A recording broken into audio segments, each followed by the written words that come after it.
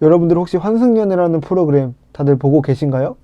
저는 개인적으로 제가 좋아하는 취향의 예능은 아니어서 따로 보고 있진 않고 너무너무 유명하니까 그냥 SNS라던가 이런 걸로 조금씩 보고 있어요.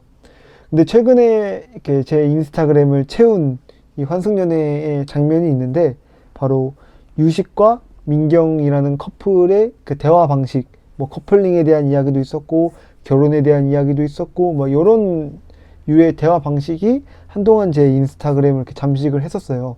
그래서 그 영상도 좀 보고 이렇게 댓글이나 반응 같은 것도 좀 봤는데 제가 본 영상들이 유독 그랬던 건지는 모르겠지만 그 민경님에 대한 보호 그리고 유식이 회피형이다 너 이렇게 회피형이냐 회피형 남자 별로다 요런 식의 반응이 조금 주류인 댓글들이 굉장히 많더라고요.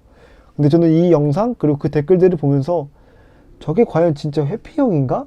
그리고 요즘에 회피형이라는 단어가 너무 잘못 쓰여지고 있는 것 같다 이런 생각이 많이 들어서 이 환승연애의 영상을 빌미로 이 회피형 그리고 회피형 제조기에 대해 한번 이야기를 해보려고 하는데 그 둘의 관계는 제가 이 환승연애를 보고 있는 게 아니기 때문에 그 영상 이외에 더 중요한 사실들이 있을 수도 있어요. 근데 그건 저는 모르니까 환승연애에 대한 이야기가 아니라 이 회피형에 대한 이야기를 한번 해보려고 하는데 최근 몇 년 동안에 사실 이 회피형이라는 단어가 굉장히 유행처럼 번지고 정말 많은 상황에서 쓰기 시작했어요.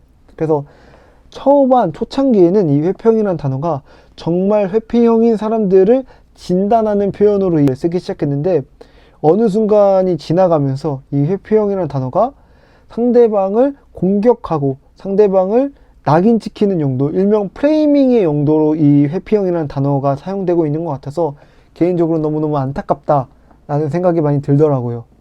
뭐 사람마다 회피형의 의미는 다 다르겠지만 통상적으로 이야기하는 회피형은 연인과의 관계 혹은 인간과의 관계를 위해서 마땅히 해야 할 중요한 사실이라든지 혹은 둘의 관계를 회복하기 위한 혹은 둘의 관계를 진전시키기 위해 중요한 이야기거리 상황을 몰입하지 않고 회피하는 사람 그런 사람을 회피형 인간이라고 이야기를 하는데 제가 요즘 느끼기에는 이 회피형이라는 단어가 인간관계나 대화 방식에 있어서 조금 보호받지 못하는 그런 대화 순간이라든지 혹은 감정적인 단어들을 꺼내서 상대방을 공격하는 그런 상황 혹은 내가 이 상황을 멈출 수 없는 그런 관계에서의 대화를 고집하는 그런 상황에서 나를 보호하기 위해 이 상황을 회피하는 사람을 가지고 회피형이다 저 사람 회피형이네 라고 매도하는 경우가 너무너무 많은 것 같아요.